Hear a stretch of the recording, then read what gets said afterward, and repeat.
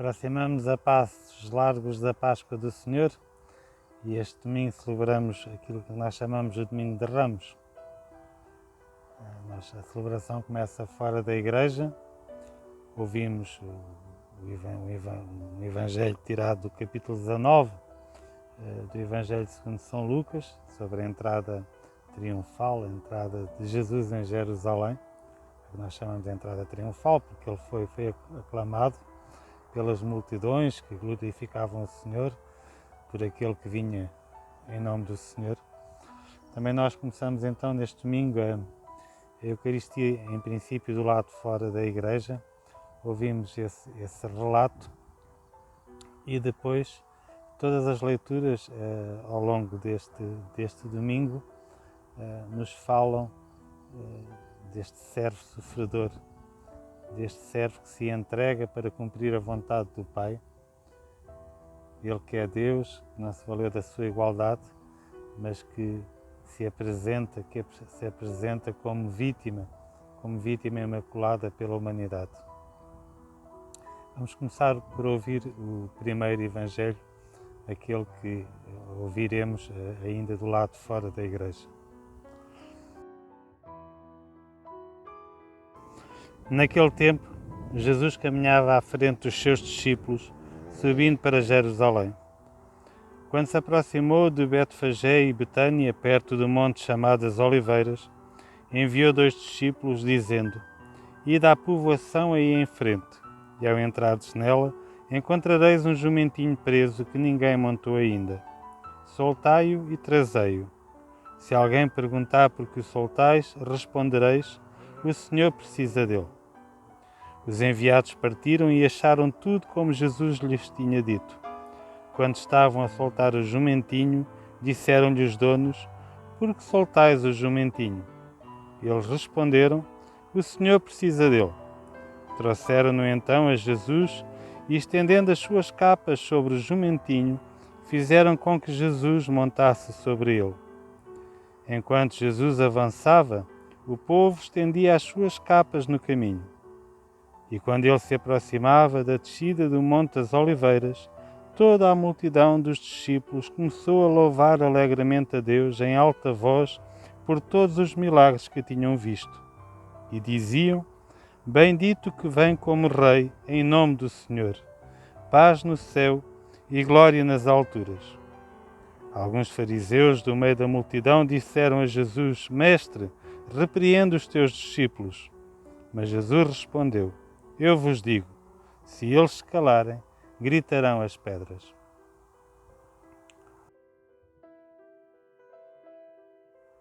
Este Evangelho é então tirado do capítulo 19 do Evangelho escrito por São Lucas e aparece imediatamente após o episódio de Zaqueu. Jesus tendo já a caminho de Jerusalém, já na subida da Galileia para Jerusalém, Jesus que passa por dentro da cidade de Jericó e lá interceta Zaqueu: Zaqueu, eu hoje quero ficar em tua casa.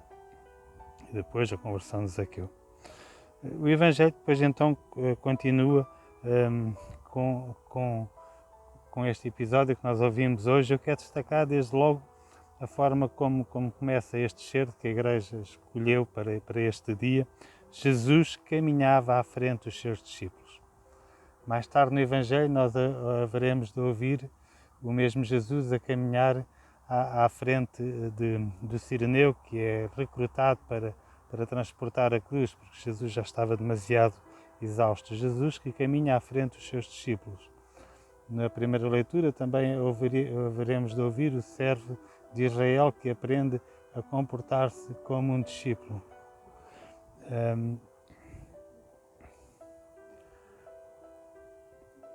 Ao aproximar-se então de Betfagé, Betânia, são 2 localidades que distam não muito longe de Jerusalém, uns 3 km, mais coisa, menos coisa, e por isso Jesus, eventualmente, já teria sabido, ou já teria dado uma volta, já lá teria visto aquele jumentinho. Jesus não adivinha, Jesus não profetiza que forçosamente que lá está aquele jumentinho, ou seja, Ele já saberia que lá estaria aquele burrico preso a qualquer coisa.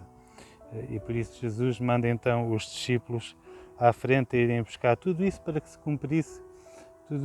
cumprisse uma profecia, uma visão de Zacarias. No livro de Zacarias, no capítulo 9, também no versículo 9, está escrito: solta gritos, filha de Sião, exalta de alegria, filha de Jerusalém, eis que aí vem o teu Salvador, eis que aí vem o teu Rei, ele que vem sobre um jumento, um jumentinho, que saiu de uma jumentinha. Jesus parece estar muito atento ao cumprimento das Escrituras. Eu não tive tempo de pesquisar, mas eu li uma vez, algures, que Jesus terá cumprido 300 e tal, eu penso que foram 362, mas não estou certo, 300 e tal profecias do Antigo Testamento que se cumpriram com Jesus. Jesus parece estar muito atento. Jesus encarnou naquele tempo, há 2000 anos atrás, mas Jesus encarnou no seio de um povo que tinha uma história, e Jesus respeita essa história e está para que o povo também o possa reconhecer como Messias, como aquele que vem em nome do Senhor.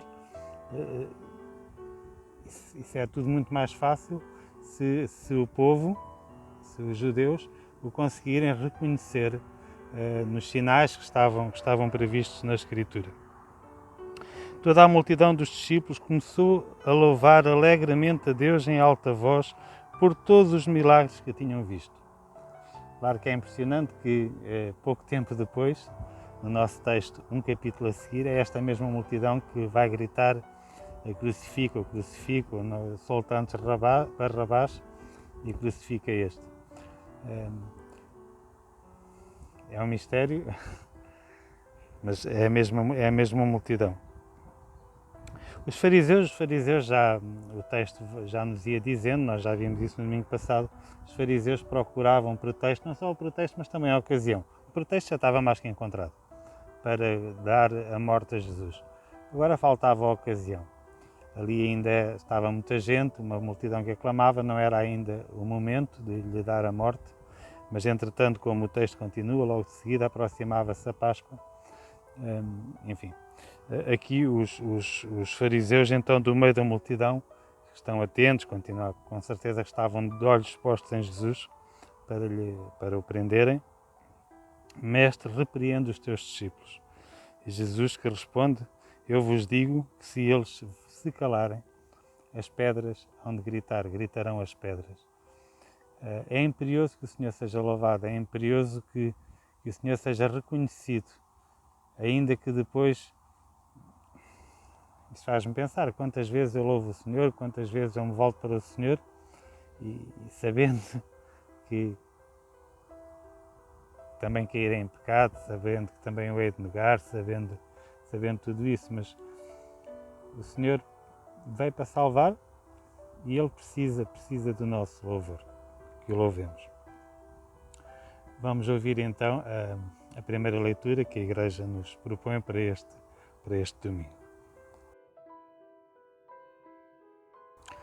O Senhor deu-me a graça de falar como um discípulo, para que eu saiba dizer uma palavra de alento aos que andam abatidos. Todas as manhãs Ele desperta os meus ouvidos para eu escutar como escutam os discípulos. O Senhor Deus abriu-me os ouvidos e eu não resisti nem recuei um passo. Apresentei as costas àqueles que me batiam e a face aos que me arrancavam a barba. Não desviei o meu rosto dos que me insultavam e cuspiam. Mas o Senhor Deus veio em meu auxílio e por isso não fiquei envergonhado. Tornei o meu rosto duro como pedra e sei que não ficarei desiludido. Este certo é tirado do livro do profeta Isaías. Nós já falámos nisso no domingo passado. Isaías, embora seja um só livro na Bíblia, terá sido escrito pelo menos por 3 mãos. A primeira mão terá sido a do profeta Isaías, século VII a.C. A segunda mão e a terceira terão sido discípulos, sendo que a segunda mão foi durante o exílio na Babilónia, provavelmente já na fase final desse exílio. Provavelmente a Babilónia já tinha sido reconquistada pelos persas e já tinha sido proclamado, ou estaria para ser proclamado, o édito do rei Ciro, que permitiu ao povo de Israel, ao povo judeu, regressar à sua terra, regressar a Jerusalém. Já falámos disso um pouco disso no domingo passado. Dentro deste segundo Isaías, há 4 cânticos que se chamam os Cânticos do Servo. O servo é assim uma figura enigmática, há várias teorias. Uma delas, aquela que eu gosto mais, é que este servo, o servo sofredor, seria o próprio povo de Israel. O próprio povo de Israel que nesta experiência de exílio, nestas experiências sucessivas de libertação, nestas experiências sucessivas de estar em apuros, de se afastar de Deus, colocar-se em apuros e de constatar que Deus vem em seu auxílio, pouco a pouco este povo de Deus vai ganhando esta condição de discípulo acarinhado, discípulo protegido pelo Senhor. Há 4 cânticos do servo. Este certo que nós ouvimos hoje é do terceiro cântico do servo. No primeiro, no capítulo 42 do livro de Isaías, há palavras muito belas como: eis o meu servo que eu amparo, o meu eleito que eu preferi. Fiz repousar sobre ele o meu espírito para que leve às nações a verdadeira justiça. Este servo que é discípulo, vai ganhando esta consciência de que é enviado em missão. Não é só ele é amado, é querido, é protegido, mas também deve anunciar este Senhor às outras nações. Isso mesmo é mais aprofundado no segundo cântico do servo, já no capítulo 49 do livro de Isaías. Israel, tu és o meu servo, em ti serei glorificado.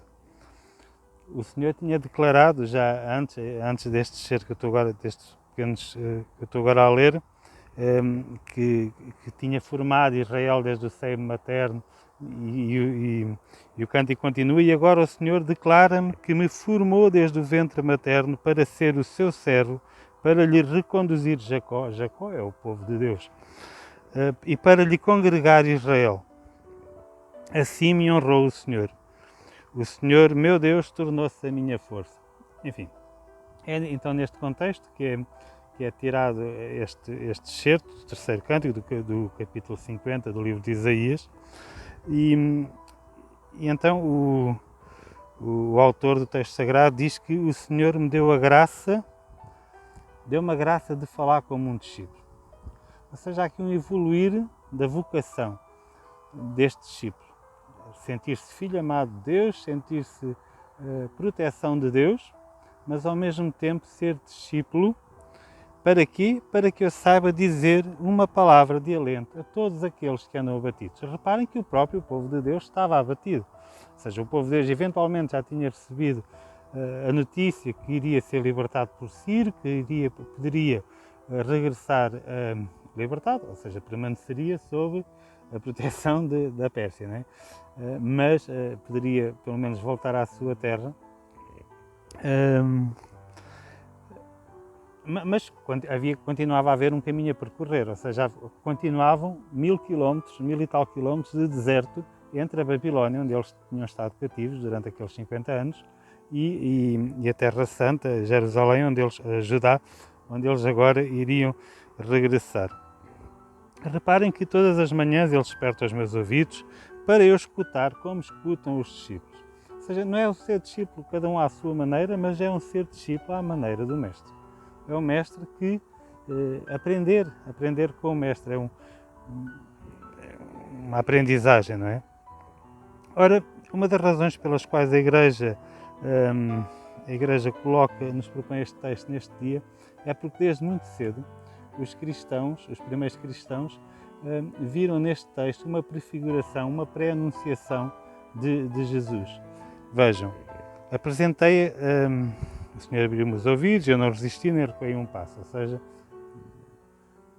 eis do servo enfim. Apresentei as costas àqueles que me batiam e a face aos que me arrancavam a barba. Não desviei o meu rosto dos que me insultavam e cuspiam. mas o Senhor vem em meu auxílio. Ou seja, tal como Jesus, o Evangelho depois vai-nos falar muito, nós facilmente reconhecemos os passos de Jesus neste texto, não é? Enfim, tornei o meu rosto duro como pedra e sei que não ficarei desiludido. Reparem que o Evangelho segundo São Lucas, agora não me recordo bem, quando Jesus inicia a sua caminhada para Jerusalém, usa esta mesma expressão. Jesus endureceu o rosto, ou seja, tomou a firme resolução. Foi uma decisão que não foi uma decisão emocional, que não foi uma decisão do momento, mas uma firme resolução. Uma decisão de avançar para Jerusalém e reparem, e sei que não ficarei desiludido. Jesus já tinha regressado à Galileia precisamente para se resguardar dos fariseus que lhe queriam dar a morte. Sei que não ficarei desiludido, é esta confiança de Jesus no Pai. Vamos ouvir então o Salmo responsorial.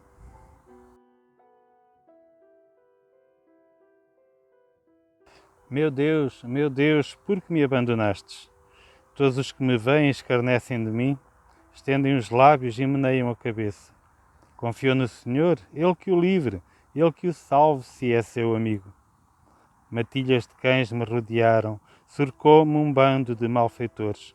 Trespassaram as minhas mãos e os meus pés, posso contar todos os meus ossos. Repartiram entre si as minhas vestes e deitaram sorte sobre a minha túnica. Mas vós, Senhor, não vos afasteis de mim, sois a minha força, apressai-vos a socorrer-me.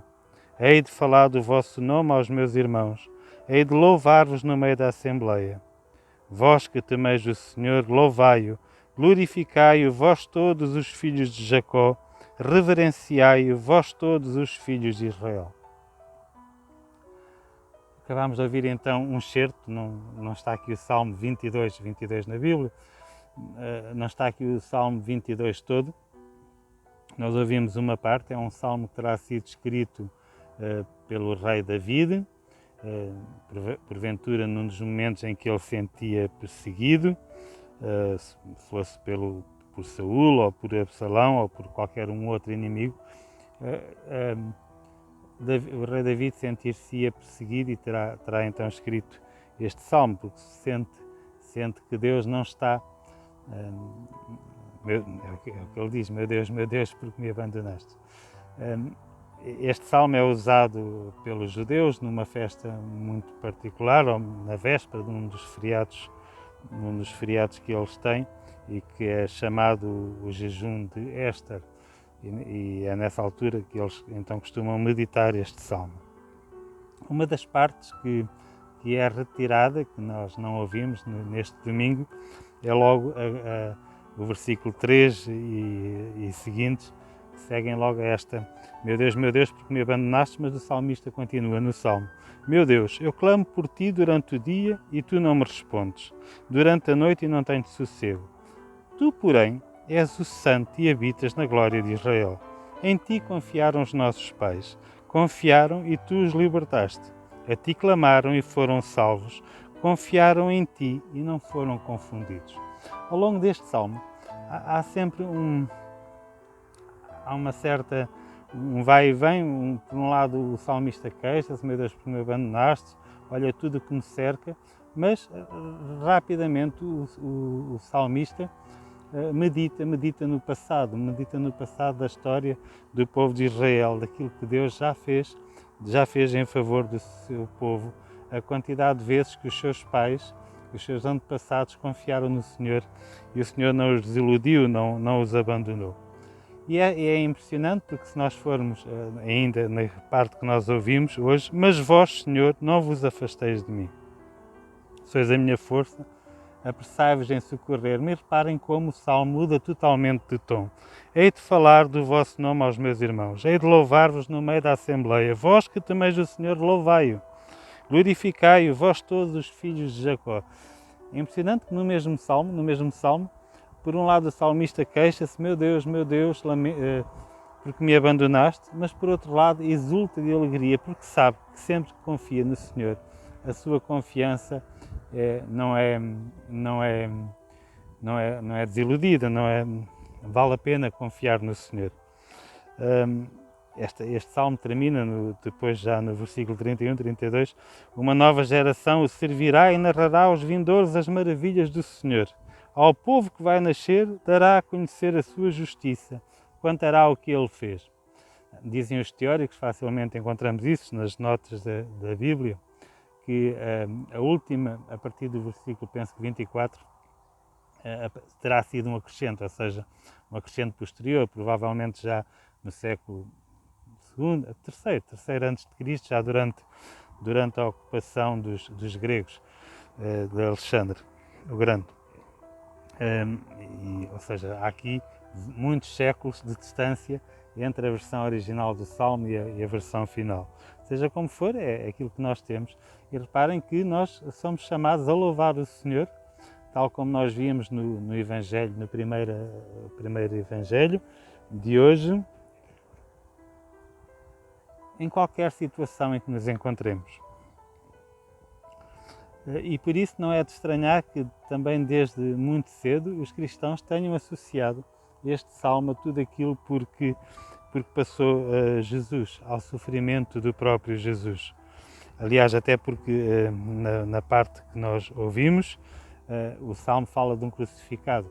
A crucifixão foi muito popularizada pelos romanos, mas basta ir à Wikipédia. Na Wikipédia nós encontramos isso, era no século X a.C.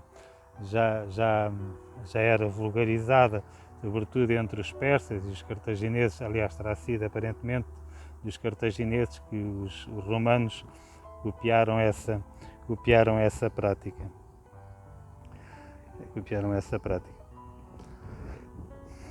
Vamos ouvir então a segunda leitura.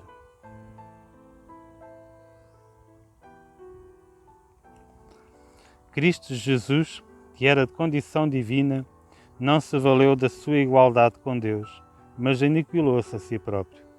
Assumindo a condição de servo, tornou-se semelhante aos homens.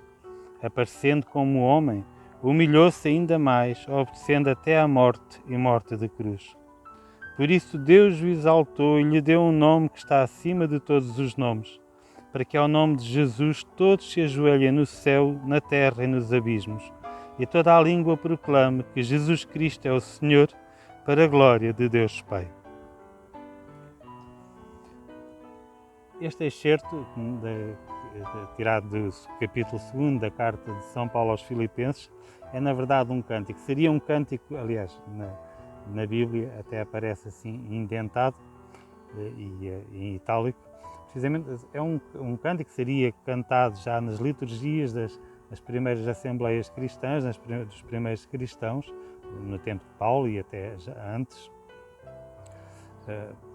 para celebrar Jesus, para meditar no mistério que é o próprio Jesus. E São Paulo, que escreve então aos Filipenses, já temos falado desta carta algumas vezes ao longo desta quaresma, insere este hino, este cântico, logo no capítulo 2, logo no início da sua carta. Porquê então? Ora, nós já falámos, Filipos era uma cidade relativamente moderna, tinha sido fundada, penso que no século II, terceiro antes de Cristo, talvez, do tempo de Alexandre o Grande. Filipos era precisamente o nome do pai dele e por isso essa cidade recebeu esse nome. E era uma cidade moderna, ali no Mediterrâneo, uma cidade grega, e era uma cidade onde a população não era assim propriamente da mais pobre. Ao que parece, era uma cidade muito apetecida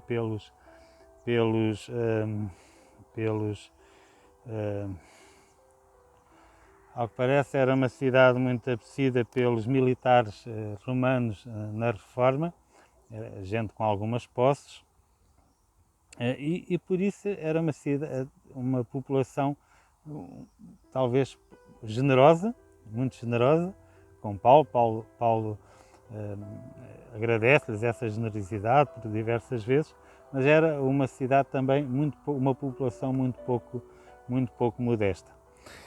E talvez por essa razão faz sentido esta leitura em que Paulo convida os filipenses também a encarnar os verdadeiros valores cristãos, a não tomar Cristo só por uma parte, só pela parte que nos dá jeito, mas a aceitar Cristo na totalidade daquilo que Ele é, na trajetória, naquilo que foi a sua trajetória.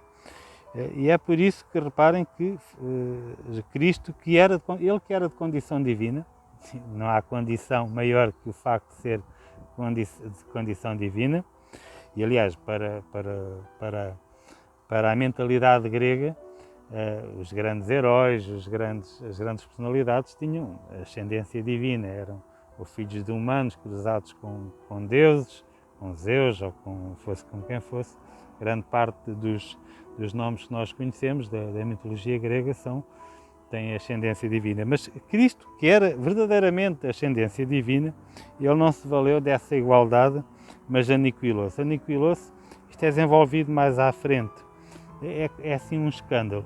Aparecendo como homem, como se não chegasse, ele humilhou-se ainda mais, obedecendo até à morte, e não foi uma morte qualquer, a morte de cruz. A morte de cruz, enquanto ao longo da semana passada, enquanto preparava esta explicação, várias vezes pensei nas negações de Pedro.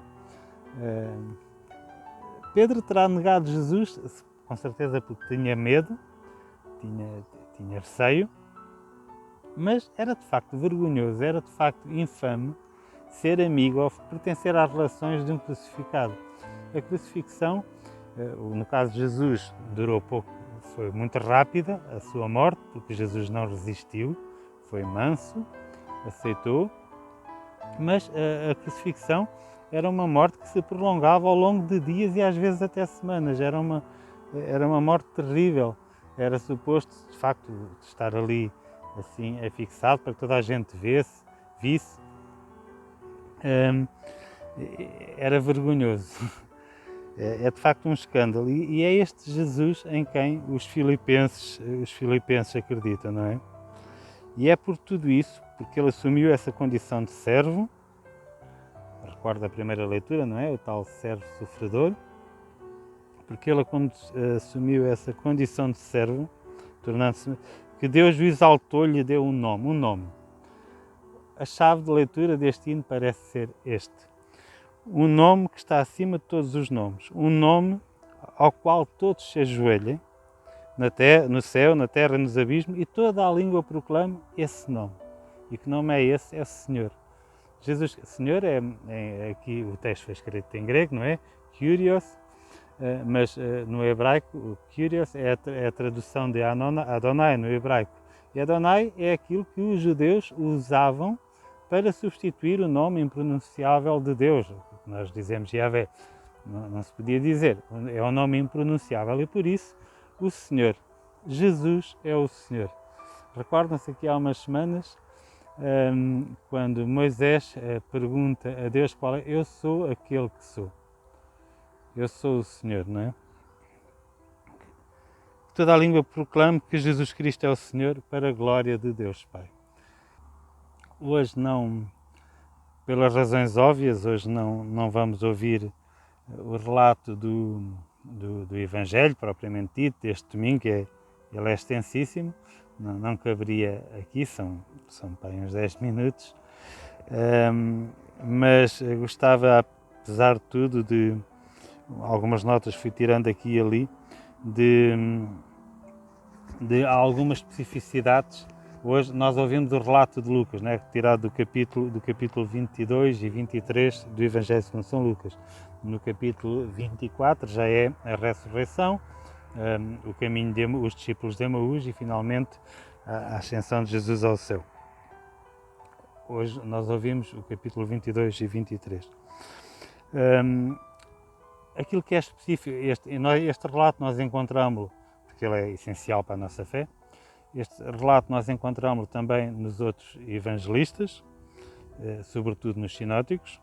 Os sinóticos são Lucas, Marcos e Mateus. Porquê sinóticos? Porque nós podemos pôr os evangelhos lado a lado e encontrar, enfim, há ali uma cronologia que é comum há ali todo um conjunto de relatos que estão nestes 3 evangelhos, embora muitos deles só estejam num ou só estejam noutro.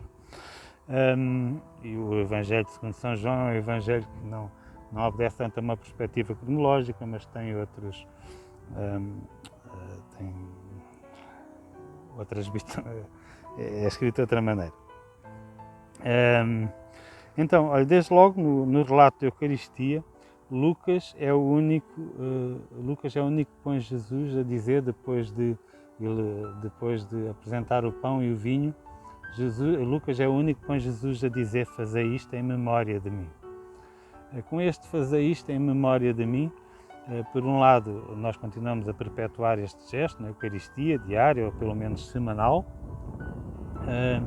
mas por outro lado também é a forma de Jesus dizer a cada um de nós: fazei isto, fazei esta entrega, sede meus discípulos, continuai a entregar-vos pela salvação do mundo. É muito belo. Nós ainda há uns tempos lia, já não me recordo onde, mas que Jesus nunca morreu de cancro, ou seja, temos que ser nós a continuar a obra de Jesus nessa situação. Jesus nunca enterrou um filho. Temos que ser nós, começar por Maria, mas temos que ser nós, aqueles que perdemos filhos, a continuar esta obra de Jesus. Jesus nunca ficou viúvo. Somos nós a continuar a obra de Jesus nas situações, a carregar a cruz, tal como Jesus o fez, nos ensinou a fazer nas situações concretas da nossa vida. Fazer isto em memória de mim, é no versículo 19. Também, só Lucas, no contexto da última ceia, que termina a última ceia, e só Lucas coloca os discípulos a discutir qual deles seria o maior. É uma situação quase anedótica. Jesus tinha acabado de dizer que estava iminente a sua morte, tinha acabado de anunciar que um deles iria traí-lo, e eles imediatamente se põem a discutir qual deles seria o maior. Só Lucas apresenta este episódio. Também no Jardim das Oliveiras, onde Jesus ora durante a noite, momentos antes de ser preso, só Lucas faz referência ao aparecimento do anjo que vem consolar o Senhor e ao suor de sangue que escorre da sua face. Eu recordo Jesus que reza no Monte das Oliveiras: Pai, se quiseres, se te é possível, afasta de mim este cálice, contudo não se faça a minha vontade, mas a tua. E neste momento, diz-nos o Evangelho de Lucas, que aparece um anjo vindo do céu e permanece ali junto de Jesus. O evangelista acrescenta que Jesus começa a rezar, a orar ainda mais fervorosamente.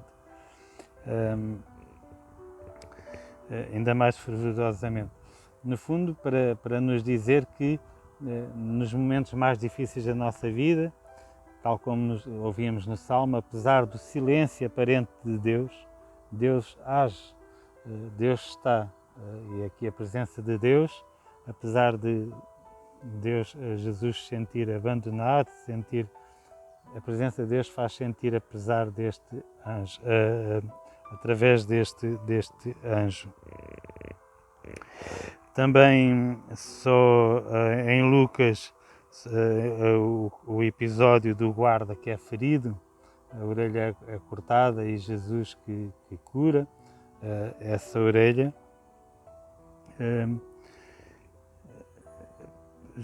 Parece que o evangelista quer transmitir esta ideia que, através de gestos muito concretos, que Jesus é a encarnação deste de Deus que vem ao nosso encontro para nos transmitir, para nos revelar o verdadeiro rosto e a verdadeira misericórdia de Deus, e destruir eventuais falsas representações que tenhamos dele.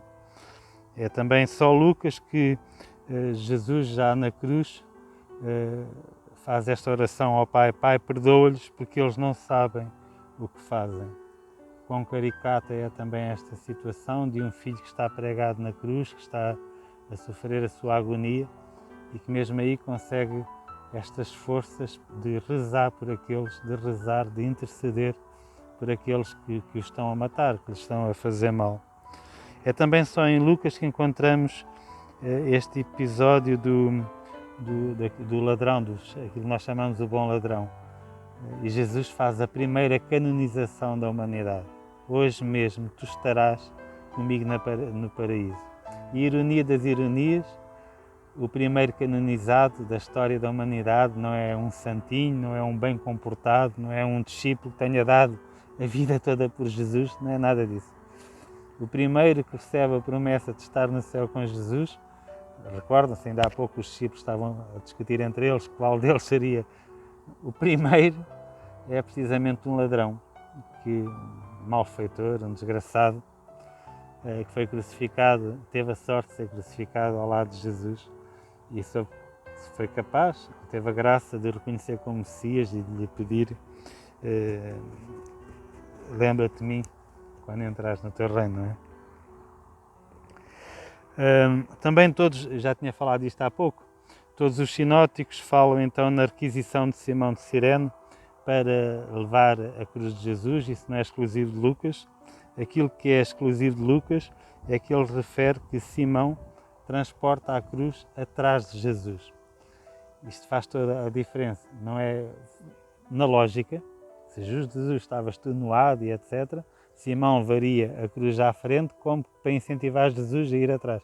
Não, Jesus vai à frente e Simão, um discípulo, transporta a cruz, neste caso a cruz de Jesus, mas também a sua, mas seguindo os passos de Jesus. Como não nos recordarmos daquilo que Jesus haveria dito, também aparece no Evangelho de Lucas: se alguém quer vir após mim, e Simão de Cirene quis, negue-se a si mesmo, toma a sua cruz dia após dia e siga-me. Caros irmãos, desejo-te uma Santa Páscoa. Tem sido uma rica aventura. Já há uns meses que andava para começar isto. A Léxia Divina não é, ou seja, aqui há uns anos já tinha feito, comecei a fazer aqui nas paróquias de Coimbra, na paróquia de São João Batista e de São José, mas era num outro formato, com a participação de paroquianos. Depois aqui há um ano, penso que foi há um ano, mas já não estou certo, talvez um ano e meio, começámos a fazer isto num formato diferente, já mais parecido com aquilo que é agora.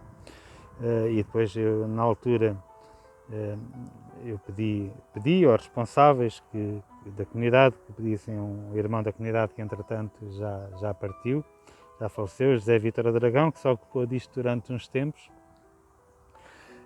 E assim fizemos até o último advento, ou seja, era só centrada no Evangelho, e depois havia um irmão que fazia a contextualização histórica e literária, etc. Depois havia um irmão que fazia uma meditação. E depois às vezes até propunhamos um cântico, etc. E entretanto foi nascendo em mim o desejo, já desde setembro, mas enfim, eu acobardei-me e não quis muito avançar logo com isto, de começar num registro que é mais aquele que está agora, ou seja, pegar nas leituras todas e assim ao longo de 3 anos praticamente corremos a Bíblia toda, porque ao longo de 3 anos, a cada 3 anos a Igreja dá-nos uma perspectiva global, vamos correndo as Escrituras quase na sua totalidade. Devo dizer que está-me a surpreender completamente o alcance que estes vídeos semanais estão a ter. Estamos com uma média quase sempre superior a... Houve uma semana que acho que foi um bocadito menos, mas quase sempre superior a 7.000 visualizações. Não é coisa pouca, por 100 já valia a pena. Eu sou o primeiro beneficiado, porque vocês não imaginam o que é chegar à Eucaristia Dominical e poder saborear, uma vez que ando a semana toda, todos os dias, adormeço a ouvir podcasts, que eu já ouvi antes, e todos os dias vou ler mais coisas para poder preparar esta apresentação. E tu não imaginas a alegria que é chegar à Eucaristia domingo e poder saborear de uma outra forma, mais plena, as leituras que a Igreja nos propõe nesse domingo. Eu sou o primeiro beneficiado, aparentemente há muitos irmãos que estão a ser beneficiados. penso que há aqui coisas a melhorar, se calhar vou ter que começar a preparar as coisas. Ainda hoje estou a gravar isto no sábado à tarde. Sábado à tarde o vídeo já devia estar publicado há muito tempo e ainda não está, ainda vou ter que o editar, se calhar só depois de jantar é que eu vou poder carregar. Há aqui de facto coisas a melhorar, é ver se começo a gravar no mais tardar até quarta-feira, para que lá para quinta ou sexta o vídeo possa ser colocado no ar. Mas olha, tem sido uma alegria para mim e até para a semana, se Deus quiser.